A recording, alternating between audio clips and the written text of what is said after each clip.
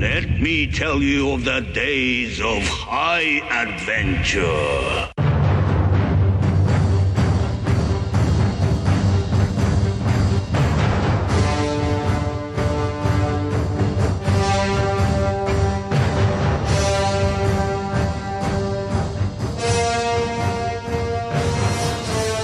Hello, I'm Kevin. And I'm Eric.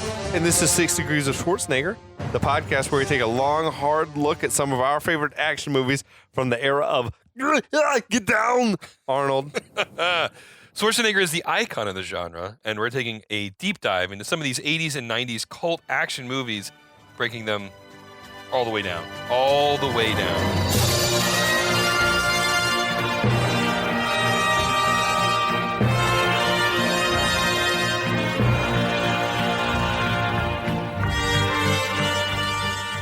Welcome back. Oh my God, episode Eric, 5. Holy shit.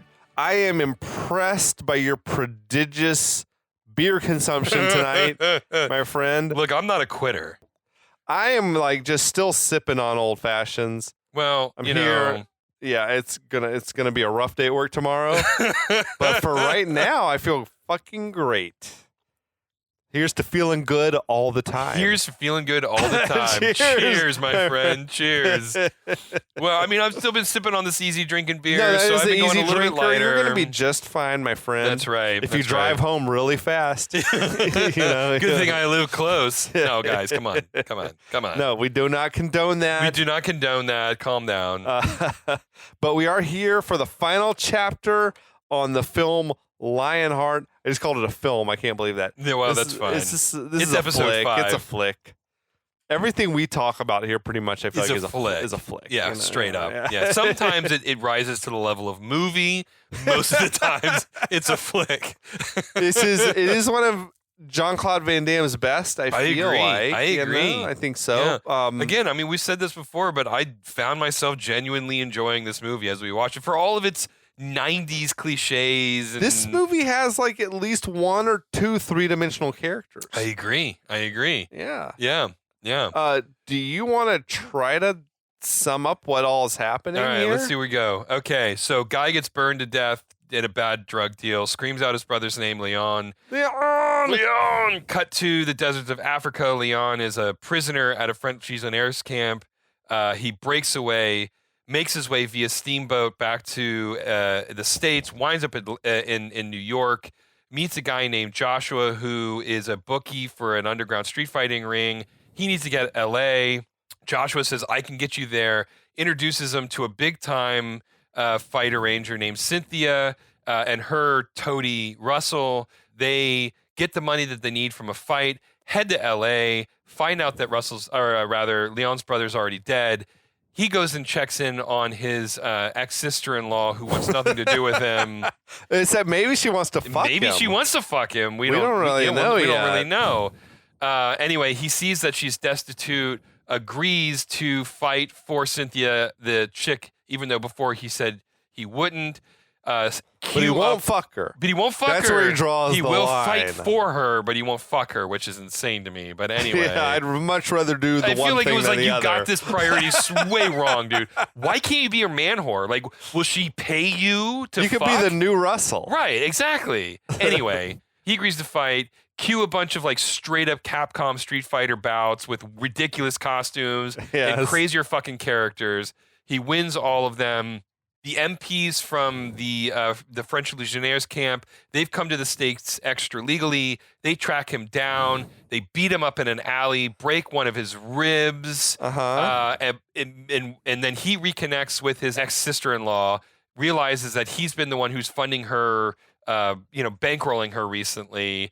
Then while that's happening, we cut to Cynthia. She's plotting his Leon's demise with a new fighter named Attila. Yeah. And all both MPs and Cynthia and Russell are in the room watching this video, laughing maniacally together because Leon's about to take the fall. Yeah. And they're like, he's going to fight this fucker. This motherfucker. You guys can have down. whatever's left over after the fight. Right. There's some sexual tension in Leon's apartment between him and his sister-in-law. But there really is. There is. There really is. But before they can kiss, Russell shows up saying, "We're going to take you to the last battle, and here we are. Dude, that's fucking a wild summary, but very accurate. I mean, 100%. Very accurate. Right? Yeah. So far, who has been your favorite fighting character? Your favorite opponent? That's a good question. They've Honestly, all been like caricatures. They've all been caricatures. My favorite fight, just because of how absolutely insane it is, was the pool fight. The pool fight. Okay, I like the 100%. Scotchman. Okay. The guy fighting in the kilt, because that felt to me the most Street Fighter-ish. I argue. And the dude's on roller skates cruising around. Okay. It was wild. That was my second choice. There is something about the neon thongs and the neon bikinis on all of these bronzed bodies, and then the way the dude comes in from the forest. He just came next to running the in from the pool, woods. and the ridiculous costumes that they're both wearing. It's true. That was to me choice. That was my favorite one.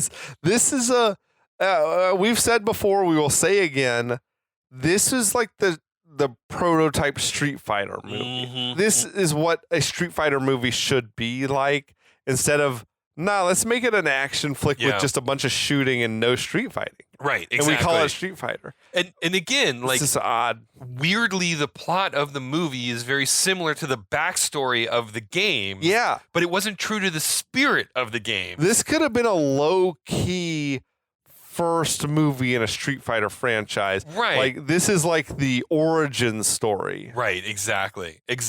Like, this is Guile's origin story. Right. Yeah, that he somehow found his way into these like illicit street fights to infiltrate the drug ring that killed his brother or something like that. Right. Yeah. I mean, and Bison kills Charlie. It's one of the reasons why Guile. Oh shit! Yeah, it's one of the reasons why Guile is so obsessed with fighting him. Fun side note: Charlie does come back in Street Fighter V as a. He wasn't dead. He is dead, but they bring him back to life using genetic technology, and he's got like all this patch. He's like a Frankenstein monster in Street Fighter. It's like a zombie, basically. Yeah, kind of like a zombie. Yeah. Okay. Yeah. Is he a good fighter? He's an okay character. Is he a bad guy? What is he? No, he's sort of a chaotic neutral. Okay. now I'm bleeding into Dungeons and Dragons. No, tell me more. This is definitely episode 5, everybody, that Holy I'm using shit. Dungeons and Dragons nomenclature to describe Street Fighter characters in relation to my entire Lionheart. knowledge of Street Fighter is based on the Sega Genesis game and the movie. Oh, That's all I know. There's so much more. Okay. The lore is deep and nonsensical and extremely Japanese, and I love every second of it. I'm here for it, man.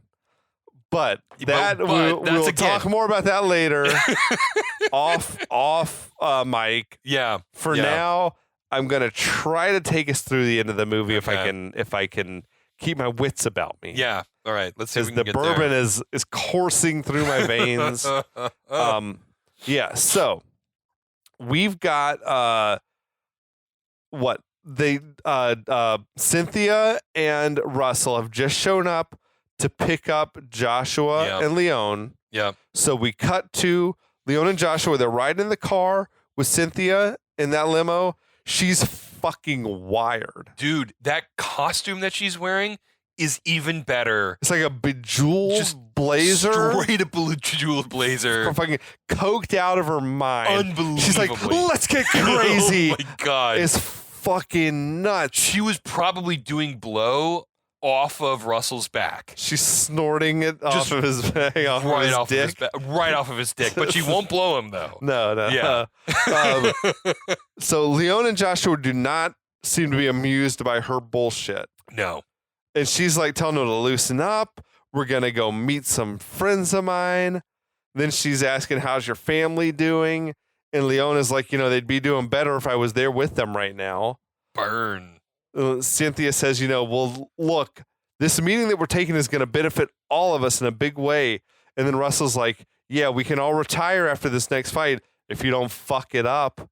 And then Cynthia and Russell like start laughing very evilly. I know. Just openly evilly. It should be very obvious that these two are plotting something. Like, it's crazy. I'm still confused by Russell's role in this whole endeavor. Like, is he just her drone? I don't know. Or is he like setting the agenda? I don't know. Anyway. I am convinced that she fucked him once, and it was literally the best sex he's ever had in his life, and now he is her slave. I can see it. Like hoping for that It's one like more just shot. one more try. One more try. Okay. Yeah. I get it. Yeah. I get it. So they arrive at this big ass mansion where there's like these Euro trash businessmen are waiting for them. They're watching videotapes of Leon fighting with like great amusement. I Loving have it. no idea where these fuckers are supposed to be from. Nope. They're just generically like Vaguely European. Dutch or German Right, I know. or It's fucking from Belgium or Poland They're or from something. clearly from Luxembourg. They're from Norland. Norland. Yeah, I don't know. But Cynthia leads her group into the room where the men are very excited to meet Lionheart. They're calling him Mr. Lionheart. Yeah, that's It's right. very That's weird. like that's on his birth certificate or something. So now they go to the bar to make some drinks, and Cynthia pops out this like VHS tape where she's like, I went through a lot of trouble to smuggle this tape out of Asia. Playing it really cool. So later on, they're watching that tape of the Attila fight, and the Eurotrash dudes don't seem like at all impressed as Attila's opponent is just sort of teeing off on Attila while he's not trying to defend himself at all or anything. Then the tape goes all fuzzy right before the part where Attila just destroys the guy. I was like, when I watched it, I was like, clever. Like legit, like clever. Yeah. Now, the Eurotrash guys are like, we've seen enough. Stop that tape. These dudes are like I feel like as coked out as Cynthia is. Oh, yeah, easily. They've seen 30 seconds and they're like, yeah. Good enough. They presumably know that Attila won this fight. Right. And they're like, no, yeah, that's all we need to see. Then the tape got fuzzy. Enough of this shit. Like, there's cocaine to be snorted over here. Fuck it. We don't have time for this. Yeah, that's good enough. We've seen enough. So they say, we've got these friends in Asia who tell us that Attila is going to wipe the floor with you. Leon, what do you think of that? And Leon's like, anything is possible. Right. And then Cynthia cuts in and is like, you've seen both the fighters in action. Now it's time to put up or shut up. She's like, I've got $250,000 to back it up. I think Leon's gonna like destroy this guy. And then she's like going over and she's stroking Leon's face. She's back on that shit.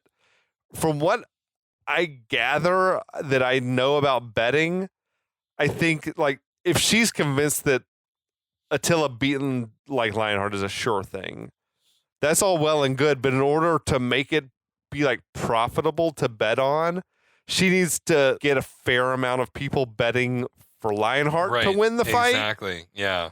So she's got to, I guess, find some high rollers and get them to bet on Lionheart. Otherwise, the odds are going to be just terrible. Right. Like if it's 100-1 that Attila's going to win, then there's no point to even betting on it. No. She needs to convince people to bet for Lionheart. That's what I think is happening. Yeah, I think that's the way I asked. Yeah, that was my interpretation as well. Now, I can't imagine though a scenario in which people who are betting a huge amount of money are like betting it based on 30 seconds of a fuzzy videotape. Right. Like they would have to know this guy's reputation. Yeah. Right? Like, oh, he like is killing people. Yeah. Or whatever is happening. He's like destroying everyone and no one's ever beat him. Right. Like they're just like, no, we saw 30 seconds of videotape. We're good. We'll bet everything. We got it. We'll bet this entire mansion that we're in on this shit. But so, sometime later, this small plane is landing in LA, and Cynthia and Russell are waiting on the tarmac.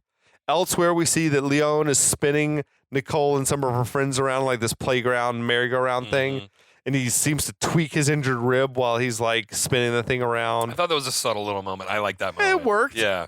Now, back on the tarmac, Attila and his entourage have like come off the plane. Attila's like carrying the fluffy white Oh my cat. God. Like That full was like James Bond shit. hilarious. Dr. Evil. I think there was a really missed opportunity. Every motherfucker who came off this plane was massive. Just everyone bigger than the last. Mm-hmm. And I wanted them to show that the plane continues to get like higher off of its shocks as more people exit the plane. Like, how did this fucking thing get in the air with these idiots on there? It was like the whole thing with the cat. Oh Big, my like God. big cliche, but it's a good cliche. It's a good cliche. And Attila had a fucking great look. Yeah. Didn't he? Yeah. Like completely indeterminate ethnicity. Yeah. Like you can This dude could have been from Mongolia. He could have been he was from Morocco. He could have been from fucking South America. Like, he looked like he could have been from anywhere. Yeah. The Middle East. Who the fuck knows? Dude, that motherfucker's sideburns, man. Massive. Impressive. Long ponytail. Yeah. Like a fucking wild look. Dude, rocking that suit, like, real nice, too. Yeah, dude. Yeah. Like, fucking bringing it. So back at the park, Leon and Elaine are watching Nicole feeding the ducks or whatever. And Leon's like, I got a big fight coming up tonight. If I win, there's going to be enough money that we can all run away and start over again someplace new. I never read that Leon had any sort of sexual designs on Elaine, but this is a weird goals and everything. Look, I'm telling you, man, like, again, maybe I'm biased and projecting, but I think they probably shot it two ways, and we'll decide later. Yeah. But I do think they must have shot a version in which things turn sexually between the two of them, like, immediately. Yeah. I mean, otherwise it's all strange for him to be doing all of this. And, like, we should run away together, but platonically. Like, come the fuck on, man. Get the fuck out of here. Look, Nicole needs a dad. Let's just put it on paper. Absolutely. And she shares similar DNA. Like, we're practically there already. Could you imagine though going and fucking your brother's ex, like, just immediately? No, it's fucking twisted. It's so fucking twisted. No. But, like, it's fight night already. Like, we're back at Eurotrash Mansion. That's fucking that's chaos. What it is. There's a sign that says Eurotrash Mansion. The two bookies from New York are there for some reason. That's right. They're back, Eugene Levy and the other guy. Oh my god. And there's bookies just milling all over the place. Like, and there's a phone bank. They're taking bets from all over the world, I guess. So Attila arrives with his entourage. Impressively, he's already acquired, like, skanks. Yeah. Oh, yeah. He's got, like, girls already. Oh, yeah. There's girls with him. Dude, this guy's got it. He's got the riz, man. So elsewhere, we see Leon is, like, shadow boxing, and he's stretching out his ribs or whatever. I really don't feel like that's how broken ribs work. That's not how it works. If I can just want to keep that shit compressed. I'm like, that fucking hurts. Yeah. I know people who have had broken ribs. Literally, the only thing you do is you wrap it as tight as possible and then don't move for 6 weeks. So Joshua pops in to see Leon, and they're, like, sparring a little bit. Somehow Joshua's dressed the shittiest we've seen him in the whole movie. He's got the t-shirt with the sleeves cut off. Yeah. It's fucking just bizarre. Joshua lands this little soft punch on Leon's side, and Leon groans in pain. Yeah. And that makes Joshua very concerned, rightfully so. Yeah. Leon's like, I pulled all my money from the bank account. I bet it all on myself. As if that's like that'll put your mind at ease. Don't worry. I bet every dollar that I have on myself to win the fight, so don't sweat. But no, that makes Joshua more concerned. Rightfully so. Joshua's like, yeah, man, I like the confidence, but what the fuck is going on with you? Yeah. And Leon's like, it's nothing. And then Joshua pretends like he's going to hit him again on the side, and Leon, like, recoils. Yeah. And then Joshua's like, man, there's $12 million, like, floating around on this fight. Like, what the fuck is going on? He said, the Eurotrash fuckers, they came through betting on you. And now I'm hearing all this shit about Attila. He says, this dude's already bagged 8 bodies. Do you think that means he's, like, literally killing people? Yeah, that's the way I took it. Okay. Yeah. So Leon's like, no, don't worry about it. I'm going to win because I have to. Right. And Joshua's like, how are you going to win if you're all fucked up? He's like, you're going to do is you're all fucked up. How are you going to win if you're all fucked up? He's asking legitimate questions. Oh, dude, the actor Harrison Page was fucking eaten. Yeah. In this scene. Joshua was like, you're not going to do anything but go out there and get yourself all fucked up like what happened to me. Right. Oh, boom. The other shoe drops on Joshua. He's telling Leon, like, you're going to end up on the streets fucking hustling fights with fucking junkies and winos like I did. Another glimpse into the backstory. Yeah. So Leon's like, after I win, don't worry, I'm going to take you away from all of this, along with Elaine and Nicole, and even Cynthia. Cynthia? This was the moment that I realized Leon's a fucking idiot. Like, Joshua had the same realization. He's like, Cynthia, you think she gives a flying fuck about you? Joshua's like, Leon, your problem is your heart's too big, man. He's like, It's going to get you all fucked up out there. He starts telling him, like, you got to learn no one on this earth gives a fucking shit about you except for yourself, but man. Yeah. Nobody gives a shit about you but you. Like, Which is a great line. It's a grim outlook. Yeah. But I feel like that's definitely been Joshua's, like, lived experience. Definitely what happened to him. You know? So Leon disagrees. He's like, you care about me. He says, Joshua, you got to trust me when I say I'm going to win this fight. But Joshua looks unconvinced. So Joshua comes hobbling into the den of the bookies. He approaches Cynthia, asks Cynthia, who you betting on? And she's like looking at the screen and saying, well, I would say the odds are definitely in our favor. And we see that Leon is a 3 to 1.5 underdog, which we got to acknowledge. 3 to 1.5 is the same fucking thing as 2 to 1. Right. So I don't know why they put 3 to 1.5. That's simple algebra. It was just really That's weird. fucking weird. It was so weird. And Joshua is like, I didn't ask you about the odds. I asked you who you're betting on. Yeah. And Cynthia smirks and is like, what, are you having second thoughts about your boy? And that's where he says, I don't know. I'm just thinking about the way you did me. And it's like another piece of the puzzle falls into place. Another piece of the puzzle. We're on to something when, I feel like the dude Russell, who's got some weird animosity with Joshua, I feel like he's the one who was a fighter back in the Gave day. him that fucking limp. Fought him, broke his leg or whatever. Probably gave him that cauliflower ear. Yeah, I agree. But yeah, he's implied, I guess, that Cynthia screwed him over previously. So he's asking her, is there something I should know about Attila? And she's like, I don't know. Is there something I should know about Leon? And Joshua's like, nah, Leon's fine. He's going to whip Attila's ass. And Cynthia grins and she's like, okay, well, then you should go place your bet. Right. And I think her refusal to answer the question tells Joshua everything he needs to know. Yeah. What I'm asking, though, is like, why is she so fucking hesitant to just lie? I don't know, man. Just like, if she's setting Leon up to be beaten and taken back to Djibouti at best, or maybe killed, like, why does she not want to lie to Joshua about it, though? Right. Like, I won't tell you that I'm betting on Leon. That's just a bridge too far, man. Yeah. It's a bridge too far.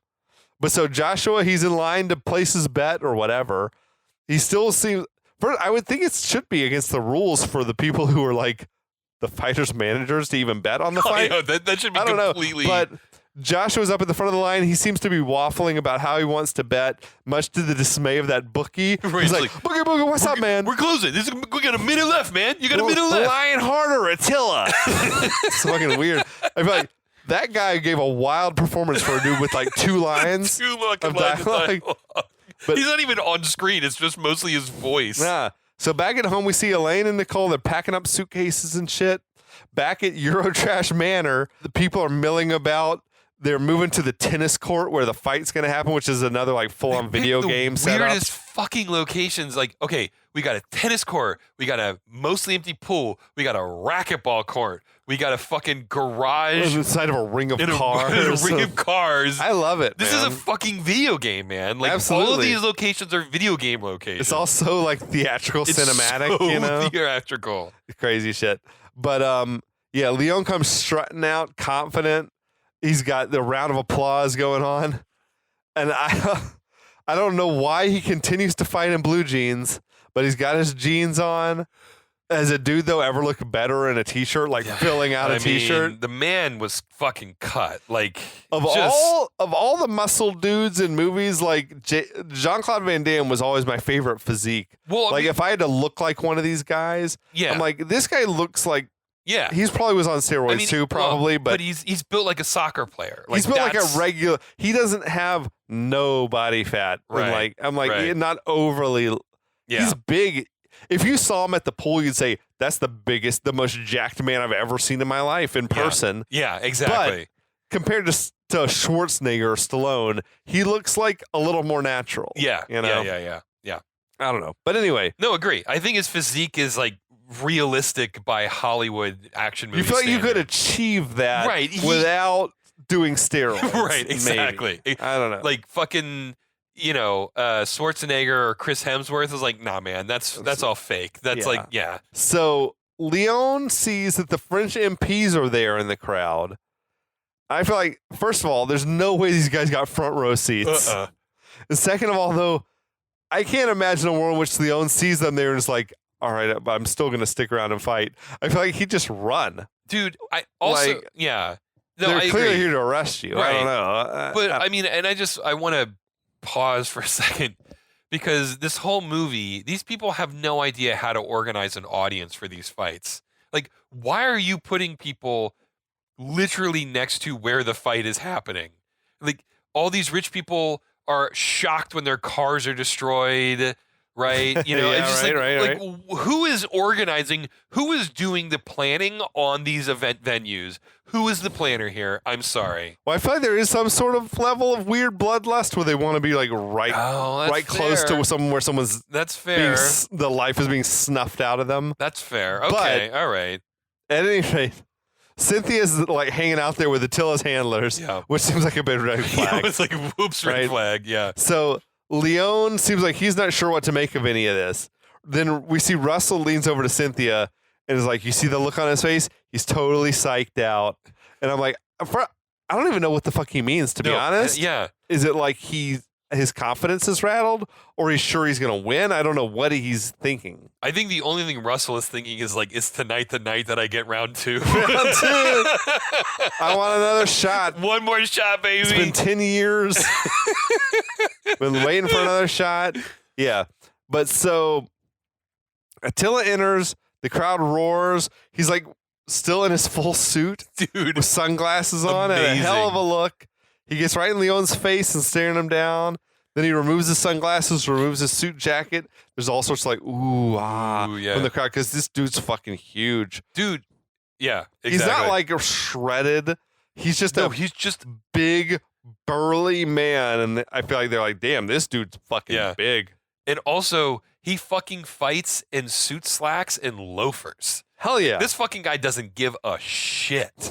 Right? I have beef with this moment because, like, with no fanfare, the fight just starts. Right. I feel like they wasted opportunity to have a little bit more of like a build up of the tension before they start fighting. Like, whether it's an announcer and introducing the guys or something. But it's just like, nope, they're fighting now. Yeah. So right, I know. It's just immediately. Yeah. Yeah. They're sort of circling each other. Attila's like real light on his feet, isn't he? Like sort of moving around. The guy has to weigh at least 300 pounds, like easily. It's huge. He's not fat either. Like this guy is not fat. Nah, and he's just easily weighs 300 pounds. He probably did have a big waist, but he had just like these huge shoulders. He's built like a dude who would be playing like a lineman in football or something. Yeah, exactly. But he's moving real quick. Like Leon would Yeah. make a sudden move and he's just closing out the angles and stuff. Yeah. It's kind of great. So Leon finally comes at him directly, lands like a big combination of punches all over Attila's head. Cynthia looked a little bit concerned, but Russell like is insisting, no, he's just toying with him. And which is obviously true. Yes. But I also feel like walking face first into punches is not a good strategy. Right. Like anyone could catch you just right and knock your ass out. You know what I mean? Yeah. 100%. But Leon is like dodging punches coming from Attila. He's hitting him more and more like long combination of blows. Ultimately lands a big kick that knocks Attila back into the front row of spectators where he like actually lands in the laps of the MPs, which seemed to actually hurt Attila. Yeah. He's a little surprised. He's a little bit surprised. He's probably, this is the best guy I've faced so far. Yeah, no, yeah, exactly. The look on his face is like, oh shit. Maybe This guy I have to actually take this like seriously. hurt me a little bit. Exactly. Okay. Yeah. You know, so now Attila looks like he's mad. He comes out at Leon again with more purpose. Leon continues to like dodge Attila's punches and is landing his own shots, though he doesn't seem to actually be hurting Attila at all. Right. So Attila finally blocks one of Leon's punches and like punches Leon in his ribs. And Leon retreats, like sort of favoring those injured ribs that he's got. It's a good look from Attila when he notices. He notices and he sort of gestures like he points and he's like, you shouldn't have done that. Yeah. You gave it away. Yeah. Yeah, it was pretty great, to be honest. It was a really good moment. I love that moment. Yeah. Like, yeah, that one moment, like, yes. You shouldn't have done that. Yeah. So Attila then begins to take control. He's going to town on Leon's ribs with a series of punches and everything. I feel like that would fuck you up even if you had been healthy. Oh, yeah. You know what I mean? But suddenly Leon's bleeding through his shirt around his injured ribs. I don't know if that's how broken ribs, I don't think that's how they work. Well, like, unless it's like literally like the broken rib is punctured through your skin. When he was at Dr. Nick's. Hi, everybody. Hi, everybody. And he lifted up his shirt. Like, it was clearly like an open wound. That's weird. Yeah. Like, so. Do you think it was like a rib cut through him? I guess so, That's man. wild. If that's the case, like, that motherfucker. That's a serious broken rib. Yeah. But Attila, like, knocks them down, then kicks him in the ribs a bunch more times. Like, Cynthia's fucking orgasmic. Yeah, oh, yeah. Loving the shit. So Attila appears poised to finish Leon off, but Leon somehow is like flat on his back, but manages to kick Attila in the face. Yeah, from lying on his back. That's physically impossible, I think, unless you're like 10 feet tall. Yeah, so it was. You can't lie on your back and like kick how far was He's Attila? Taller than you, right? Exactly. Even if you were like literally standing on your head, yeah, you still couldn't reach him. I don't think. I mean, right? I know it was a little weird. Yeah, I don't that's know, a good point. It was That's a good strange. point. So yeah, but Leon pops back up. He seems to have hurt Attila, though, with some more kicks. And then Attila's handler leans in and gives him some direction. And Attila attacks again. This time seems to be like targeting Leon's legs. Right. Like punching his legs and Right. shit. And I never noticed. Doesn't it like punches him out on either side of his thighs? So I never really noticed until I was like really watching closely. There's like an actual like narrative to the fight. Oh. Whoever choreographed this shit was actually concerned with like telling a story within the fight, because it's like, oh, his ribs are hurt. I'm gonna tee off on his ribs. Then he hurt me with some kicks.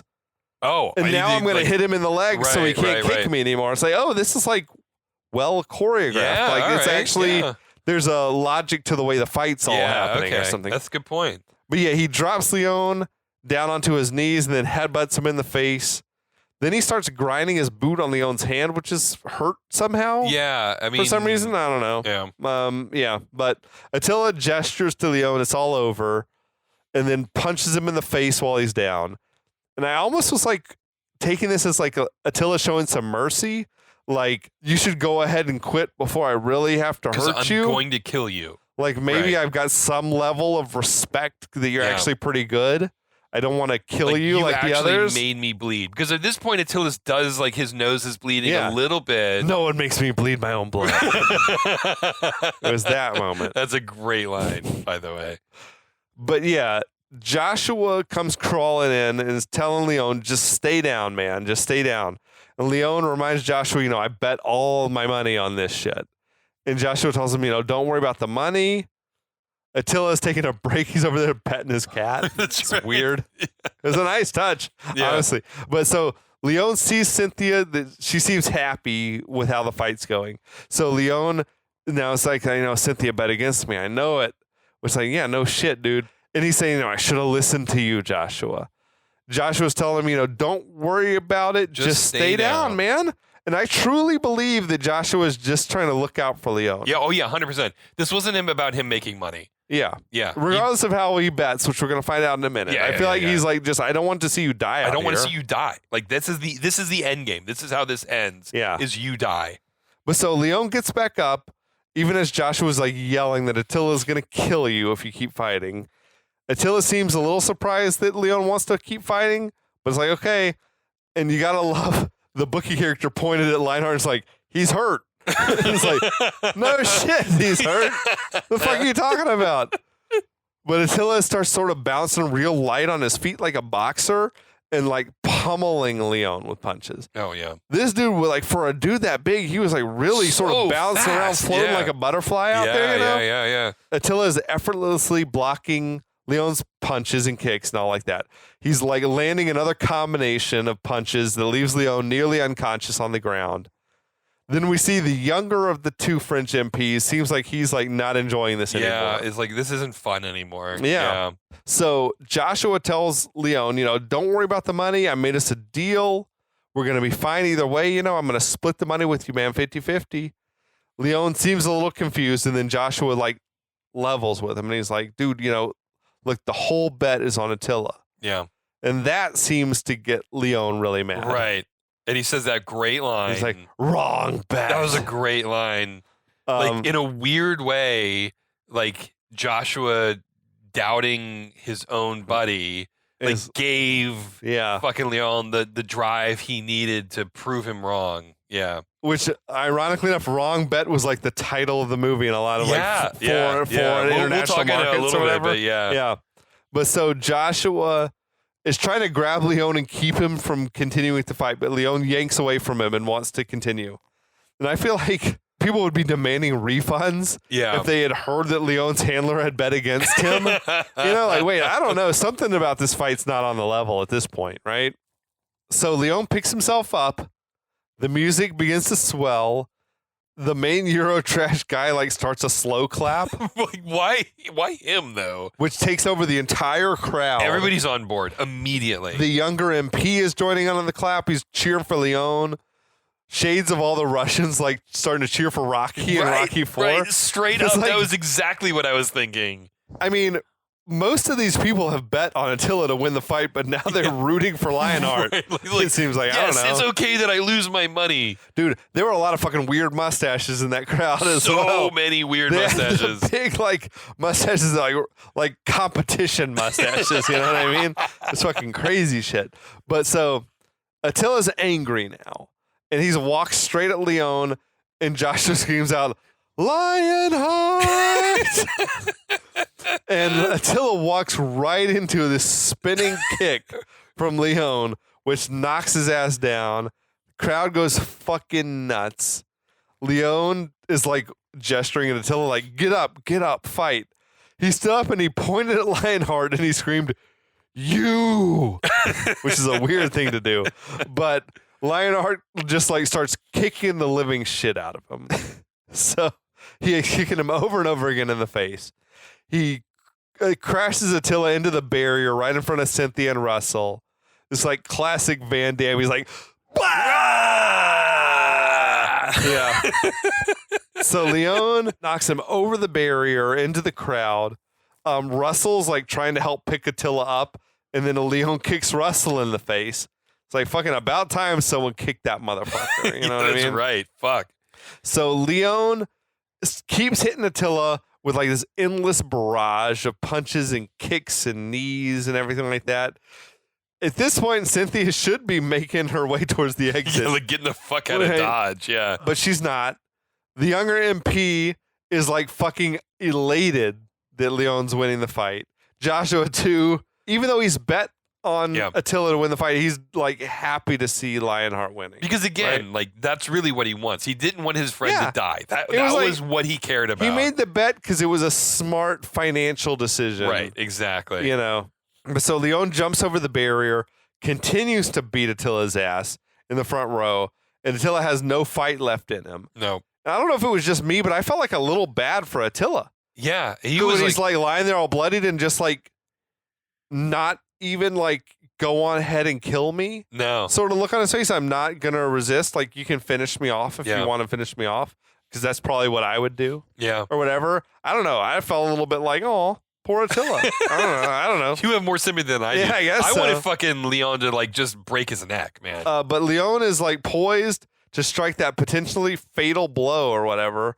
Is Cynthia's looking on, and the shit she was wearing, like her bosoms are just like heaving, right? And like her dress strapless, real low cut. It was bizarre. It's like her costumes just got more and more insane. Yeah, over the crazy course of shit. Just absolutely crazy. But I guess when Leon realized that Attila had given up, then he shows mercy and like doesn't finish him. So now the MPs step in to hold up Leon, who's completely exhausted. The younger dude is like, you fought a great fight. Your family's going to be okay now. Well, I don't know. I don't know how much money he's accumulated at this point. That is that like a lifetime's worth? I don't really know. College education level? I mean, I what are we like talking maybe about? It could be a few $100,000 maybe. Yeah. And then if he bet on himself to win, maybe he's got like close to $1 million. Maybe.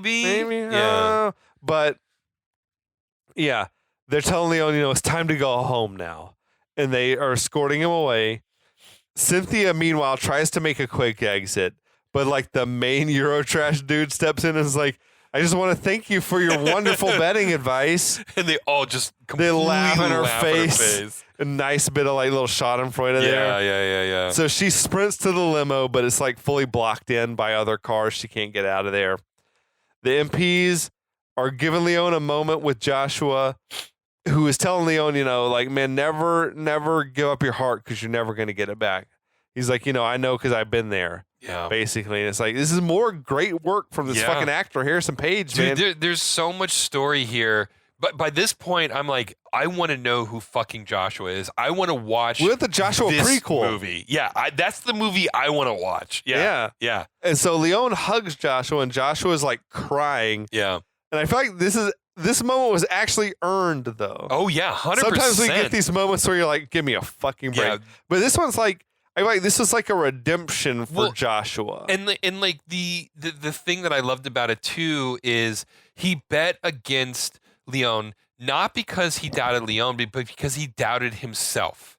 Because he saw himself in Leon before his final fight. Yeah. And he got cold feet because he saw what happened to him. Yeah. Right. And so that whole bet had actually nothing to do with Leon. It had to do with his own insecurities about himself. And I'm like, fuck, I am thinking way too much about this movie at this point. No, I think you're right. I think it's fully like Joshua's like, I'm trying to be there for you the way no one was there for me. Yeah. I'm looking out for you. I know the way the world's going to try to beat you down or whatever. Yeah. I'm going to bet against you because I feel like this is the same way it happened to me. Yeah. Maybe I was supposed to throw a fight and I didn't throw it, or whatever happened that I got totally fucking used up and spit out. Right. And then this is my redemption arc. My chance to like make it all right again was by doing right for somebody else. And like betting against you because I have no faith in me. So when you lose because I don't think you could win because I don't think I could win, then we at least get to keep the money, right? Like it was none of it was from a perspective of like you're not good enough. It was from the perspective of I'm not good enough. Right. Like it's like fuck, dude. Like there was like real pathos there. Yeah, it was great, and I liked that. Even though Joshua had bet against him, Leon was like, "No, I still love you. Yep. We're still good. You're still my friend. Yep. Like, I know that this was like not about you trying to betray me in some way. Exactly. It was just like, we're good, man. It was a real moment. Like this moment was way better than the rest of the movie. Yeah, no, frankly. this is and like, I like this movie. No, right? It was a crafted story, and they made you actually care about the characters. Yeah, I mean enough that like by the end of the movie, I'm like, I want to watch a Joshua movie. Like I want to see how we got to this point, right? So one of my favorites of this kind of weird like karate genre is Best of the Best. I don't know if you ever watched Best of the I've Best. seen Best of the Best. Where the Americans are fighting the Koreans, and you got the one guy who's like his brother had been killed by one of the Korean fighters. Yeah. And I swear to God, I literally cry at the end of that movie. Yeah. When the guy is like, the dude who had killed his brother is like, I'm sorry about your loss, and like I offer myself to you as your brother. Yeah. And I'm like, holy shit. Yeah. Like this movie did not really earn this moment, but I'm like, you got me. I'm fucking, I'm like, my eyes are welling up. Because there was no maliciousness behind the act. This was like a horrible situation. Yeah. And he has to live with the burden of knowing what he did. No, I feel like at every single step, Joshua's tried to do right by Lionheart, tried to protect him. Even betting against him was, I think, an insurance policy of like, they've set you up to lose here. Yeah. Like, let me bet against you so that even when you lose, we still make money. We're still going to be okay afterwards. And this is like to Steelman again. This is the reason why he was on Leon's side from the very beginning, because that was Joshua's first fight. Yeah. Right? Like he's in a destitute situation. Well, he sees himself in you, or you in himself, or something. Well, he sees himself in Leon, right? Yeah. And he sees himself in Leon because his first fight was under a fucking overpass in New York as well. And like his life and his experience mirrors what he's seen Leon go through this whole time. Right? And he got used up by Cynthia. Exactly. And just like set up to lose. And he's like, I- I'm not going to let that happen to you. And I guarantee you he feels guilty because he's the one who put Leon in contact with Cynthia. Yeah. Right? And he feels like he's the one who set this whole, chain of actions or chain of, events in motion, right? Yeah. And I'm overthinking this movie by 1,000%. This movie is so much deeper than your average movie like this. Yeah. That I think it does have like levels to it. Like that. Yeah. But like there is literally a movie about Joshua here. Oh, right? for sure. 100%. There's a world in which you could say Joshua is the main character of this movie. Absolutely. Yeah, like he's this is the a one who redemption is arc like, for him. yeah, this is his redemption, man. Yeah. It's kind of like Mad Max Fury Road, where Furiosa's maybe the main character. Yeah. But it's a redemption story for Max. This is like Lionheart. Okay, he's the main character, but this is a redemption story for Joshua. Yeah, absolutely. So we got man. No, it's all good, man. Yeah. The MPs are walking Leon out the front door, and Cynthia's there in her limousine, like trying to get the hell out of there. And then we get this man who approaches, who's like, the house wants to talk to you about your unsecured bet.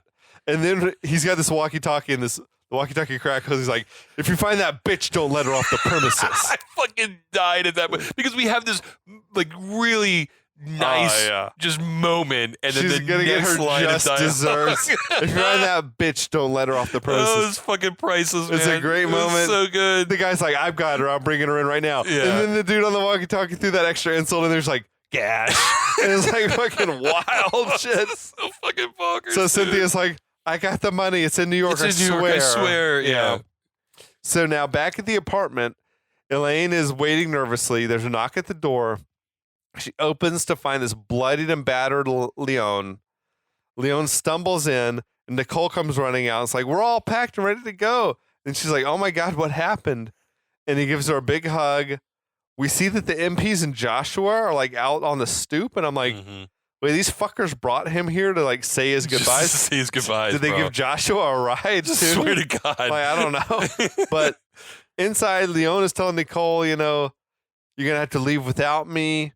He produces a big old bag, I guess, of cash. I guess so. Yeah, I don't know what else it would be. And is like, Nicole starts crying. She's saying it's not fair. The MPs can hear this whole scene from outside. The young guy is clearly not okay with what's going on. Like, he's really uncomfortable. The little about kid, this. like Ashley Johnson, acting her ass off. Just really, like, I was just floored by this kid. Every scene that she's in, I liked her in. Oh. And I fucking hate children actors. Fucking loathe them.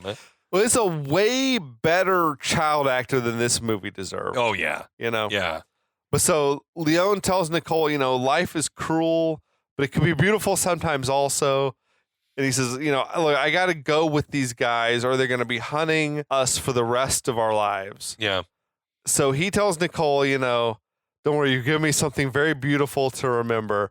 And then outside, Leon's like folding up that drawing that Nicole had made. Horrible fucking drawing. Fucking dog shit Good drawing. for him for faking it. Fucking shit. But Elaine gives Leon a hug, and it felt very strange, the hug. Yes.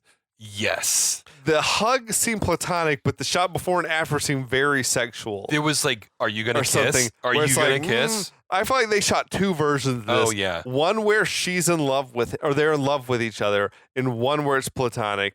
And we'll decide later on which one we want to go with. Because, it seemed definitely like there's some tension between the two. I mean, like, you could feel it. I was sitting there going, I don't know if I'm okay with this. Yeah, like, it's a little weird. Yeah. I don't know if that's okay, Leon. Yeah. But Leon, he shakes Joshua's hand. Joshua's holding Nicole there. Leon tells Joshua, you got to take care of this family for me. Like, let's bear in mind, Joshua, I guess, lost everything that he's got. Everything. And his flat ass broke again. Yeah.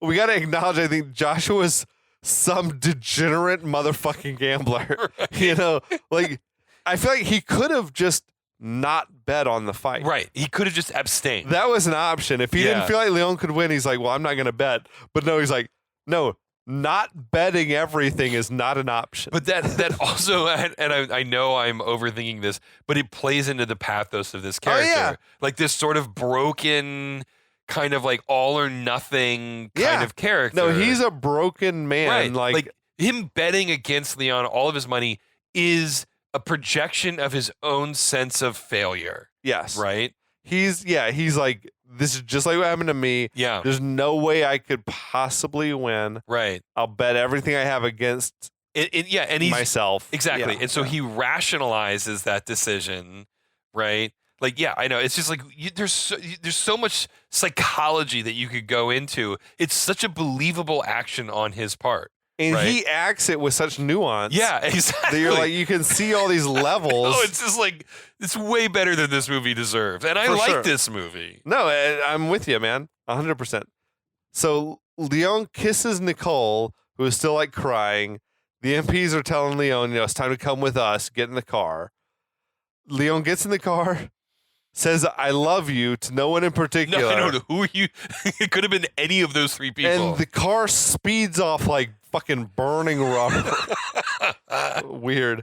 So Leone's riding in silence, sitting in between the two MPs. How long do you think he's going away for? I think he's going away for the rest of his life. I know, like, in theory, he only had 6 I don't think months he's coming left back. before he escaped. I feel like that's out the window now. Yeah, no. I feel like it's years at least. Years, yeah. Yeah. So, but a few seconds later, the car pulls over. The main MP tells Leon to get out, and he opens the door up. Leon seems a little confused, and the younger dude's like, grabs him on the shoulder and is like, good luck. And I'm like, what the fuck? Right. Are you guys just like, was this a spur of the moment decision? Yeah, it was. It was not. It had to be pre-planned because they didn't tell the driver to stop. Yeah, this was. I will be honest. This is a moment I didn't like because this was clearly the screenwriters trying to pull one over on the audience. Yeah, they were fucking with us. They're fucking with us. Like it was out of character for the movie. Yeah, because they had clearly told the driver, drive around the corner and then stop. Right. Yeah. I guess just to fuck with Leon? Yeah, it did, or they wanted to fuck. They wanted to put the little girl through some torture, right? Because like if this was a spur of the moment thing, like you could have written it such that the MPs look at each other, they have this knowing look before they put him in the car. You're saying? Well, no. Like even after they get in the car, they could have this knowing look as they're driving away. Well, and they would then have one to of the tell MPs, the driver stop, and then like reaches to the driver and say stop. Yeah, and then they look at each other. And then one of them goes, get out, right? Like that, it would have been such an easy thing to do. Yeah. But the way it was done, it feels premeditated and it feels like a fucking which thing is that they like did. some sociopathic So shit. sociopathic. Yeah, No, exactly. we're going to fuck with you. Yeah, just one last time. Just to fucking make you sweat a little bit. Yeah. Yeah. I also feel like these dudes are going to have hell to pay when they get back to Djibouti. Dude, that fucking German guy is not going to be happy. Yeah, we let him go. Because there's no way that they weren't like keeping him informed on what's happening. Right, exactly. Like, he's got to fight. He's going to lose, and we're going to bring him back. And then they're going to be like, yeah, we let him go. Yeah. Like, or something. I don't know. Or he got away. Yeah. I don't know. But back at the apartment, Nicole is like sadly looking out the window or whatever. The triumphant music plays, swells. Yeah. Leon comes running up over the hill. Yeah. Nicole runs out to join him. Elaine and Joshua come to the front door and they're shocked to see that Leon is returning. And you get one last from Joshua. One that's like, what the fuck? The fuck? Like, and I see one last little R-rated touch into this like moment. But yeah, it's a big group hug. It's probably the most wholesome ending to one of the movies on the podcast that we've ever had. I agree. I think. Yeah. And it fades to black and roll fucking credits, And that's man. it. That's fucking Lionheart. Yeah, dude. Yeah. I feel like I've got my own headcanon about if this were to have been a Street Fighter, if this were to have been the Street Fighter franchise, you would have a scenario in which, Leon is gone AWOL from the French Foreign Legion. He comes to America. He fights his way across the country, maybe beating up like Ken and Balrog and whoever else are here. And then he gets to the end here, wins this big fight. And then you get that moment where they're like, you've been, invited to Shadaloo. Yeah. Right, he like, gets an invitation. General Bison, Right, like this wants you to come to Sadaloo and enter this bigger tournament. Right, like this fucking garishly decorated limo shows up after the hug, man. and like this fucking weird, maybe Sagat even gets out of the car, Yeah, dude. right, and hands him an invitation. He's been like following your progress. Yeah, And like yeah. General Bison wants you to come or else. Yeah, I don't know. I just am imagining a world in which you're like, oh, this is like the origin story for a Street Fighter franchise or something. No, but I agree. I can see that ending 100%. Yeah. Yeah, man. But that's not what we got. That is not what we got. We got a nice little wholesome ending. And it's a one-off movie. You were telling me about how like there have been rumors of some sort of sequel or something. I'm like, no, sometimes a movie doesn't need a sequel. This is just a nice little story. Yeah, a couple of producers are trying to reboot it at one point, just like retell the same story. Which you could do that, but I guess you could, but why? Jean-Claude Van Damme at one point said, "Hey, there's a sequel coming. Stay tuned," and then it never materialized. Well, like if you want to remake a movie that was not great, like was deeply flawed the first time, but like was a had great premise potential or something. Yeah, this was like a good movie. Like, it's about as good as you could do. Right, exactly. Like this is it. Like just be happy with it. Yeah, and it is. I'm glad that they didn't do a shitty sequel. I'm glad that they didn't do a shitty reboot. I'm surprised, and then I started thinking, I don't know if Van Damme has ever really had a movie that like became a franchise that he was attached to. Not really. They did Kickboxer sequels, but he wasn't. But he wasn't a part of it. And again, they did a Universal Soldier. There were a bunch of Universal sequel, Soldiers. I think he turned up in maybe some of the like 4 or 5. Yeah, but it wasn't. Or something. Yeah. I've heard from my buddy Kyle, who came on with us on Conan the Destroyer. Yeah, that's right. That there's some Universal Soldier movie that was fucking great. Really? He said one of the later sequels he said was an amazing movie. Really? I got to seek it out and figure out which one it was. All right. I'm like, that's a shocker. I think it was the one that had Van Damme and Dolph Lundgren back in it. Oh, wow. And he said it was fucking great. And I'm like, well, shit.